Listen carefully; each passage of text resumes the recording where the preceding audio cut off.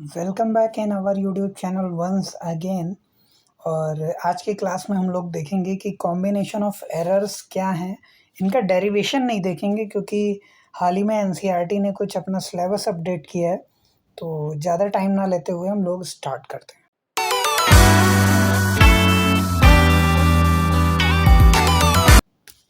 तो हम लोग बात करेंगे कॉम्बिनेशन ऑफ एरर्स पे। तो देखिए यहाँ पर जो एरर्स हैं बेसिकली 4 टाइप्स को देखने को मिलते हैं हम लोगों को जनरली।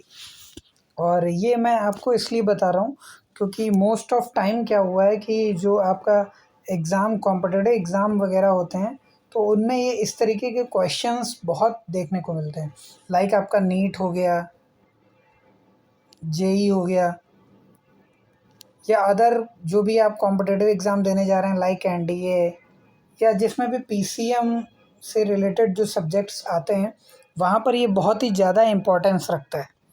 क्लियर है? तो हमें सबसे पहले ये समझना होगा कि एडिशन ऑफ अ एरर, यानी कि जब भी आप एरर को ऐड करते हैं तो एक्चुअली क्या आएगा वो देखना है हमको। तो सपोज़ कि यहाँ पर हमारे पास एक क्वांटिटी है, 2 क्वांटिटी हैं जैसे ए एंड बी। तो सपोज़ ए और बी को ऐड करना है आपको। तो यहाँ पर देखिए दिख रहा है कि ये ए प्लस बी है। अब ए प्लस बी को ऐड करेंगे, सपोज़ 2 + 3 है और इसको ऐड करेंगे तो आपको क्या मिलेगा 5। तो ये 5 क्या है आपका जेड है, ए क्या है 2 हो जाएगा और 3 क्या हो जाएगा बी। क्लियर है? तो यही लिखा हुआ है जेड = ए प्लस बी।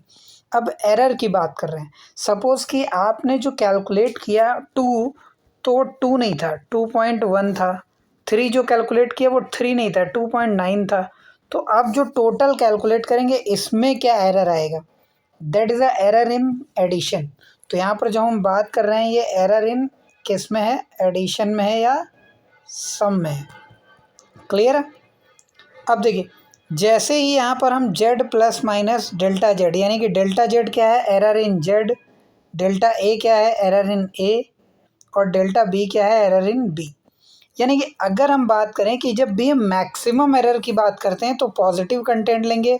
और कहीं ना कहीं कई बार एग्ज़ाम में क्वेश्चन आया है कि ए, सपोज़ अभी एग्जांपल हम आपको देंगे तो यहाँ पे ध्यान रखिएगा।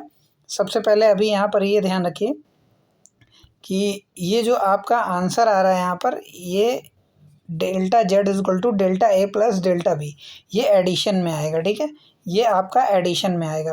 अब हम बात करते हैं डिफरेंस की। तो डिफरेंस में भी जब भी हम मैक्सिमम की बात करें तो एरर हमेशा ऐड करके ही फाइंड करते हैं। तो यहाँ पर भी देखिए आप कि जो एरर आ रहा है that is delta Z = plus minus delta A plus minus delta B. तो जब भी मैक्सिमम वैल्यू की बात करेंगे तो हमेशा याद रखिएगा, कई बार बच्चे ऐसा मिस्टेक करते हैं कि वहाँ पे माइनस साइन लगा होता है तो वो क्या करते हैं उसको सब्ट्रैक्ट करके आते हैं। बट याद रखिएगा कि जब भी मैक्सिमम एरर फाइंड करेंगे तो वो चाहे माइनस हो चाहे प्लस में हो, आपको हमेशा उसको ऐड ही करना है। ठीक है, क्लियर है? चाहे वो डिफरेंस की बात करें चाहे एडिशन की बात करें।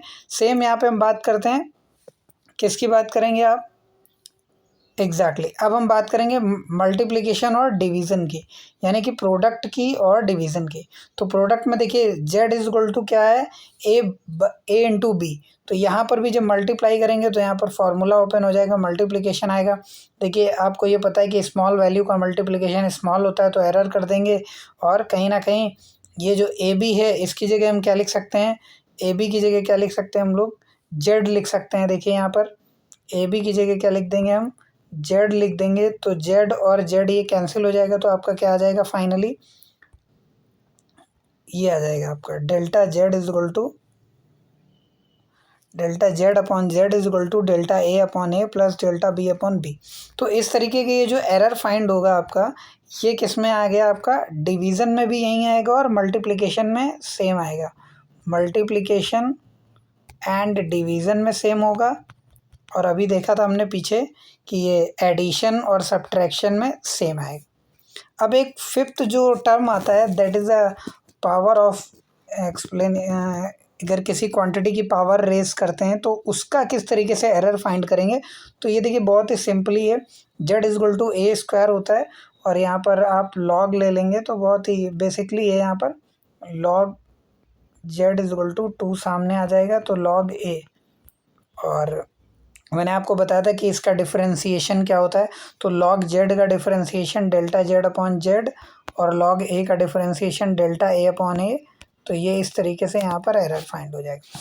तो यहाँ पर सबसे इम्पॉर्टेंट चीज़ क्या है कि जब भी हम यहाँ पे एक क्वांटिटी मैंने दिखाई थी, सपोज कि z इज इक्वल टू है a की पावर स्मॉल a, b की पावर स्मॉल b, c की पावर स्मॉल c। तो अगर इसको आपको कन्वर्ट करना है तो डायरेक्ट आपको लिखना है, क्योंकि एग्ज़ाम में डायरेक्ट फार्मूले बेस्ड क्वेश्चन आते हैं। तो delta z upon z, a यहाँ पे कांस्टेंट जो पावर सामने आ गई, अब ये delta a upon a plus b power सामने आ गई delta b upon b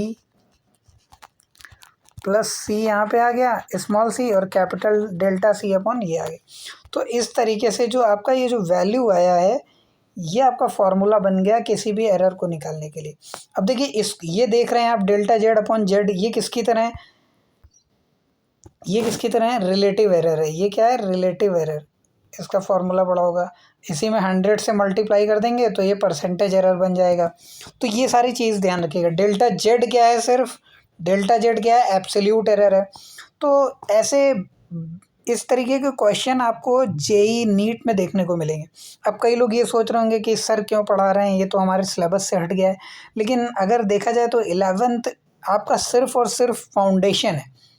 11th में आपको सिर्फ और सिर्फ अपना कॉन्सेप्ट क्लियर करना है, ताकि आप जब प्रिपरेशन में बैठें, जेई में बैठें, नीट में बैठें, तो वहाँ पे आपको इस तरीके के क्वेश्चन बार बार ना पढ़ना पड़े, ये रिपीट ना करना पड़े।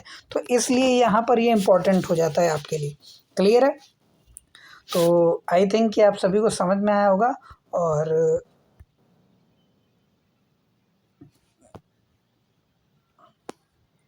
तो आज की क्लास में हम लोग इतना ही देखेंगे। अगर हम लोग फिर से हो सकेगा तो टाइम मिलेगा तो हम लोग क्या करेंगे कि इससे रिलेटेड कुछ एक दो क्वेश्चंस आपको एग्जांपल में दिखा देंगे, ताकि आप लोग उसको समझ जाएं और इजीली सॉल्व कर पाएँ। आई थिंक आप सभी को ये समझ में आया होगा। अगर आपको कोई भी प्रॉब्लम है तो कमेंट सेक्शन में लिखिए। Thank you. जय हिंद, जय भारत, टेक केयर और पढ़ते रहिए, खाते रहिए, मस्त रहिए और अपने लिए, अपने परिवार के लिए कुछ ना कुछ अच्छा सोचिए और करियर बनाते रहिए। Thank you everyone, bye bye, take care.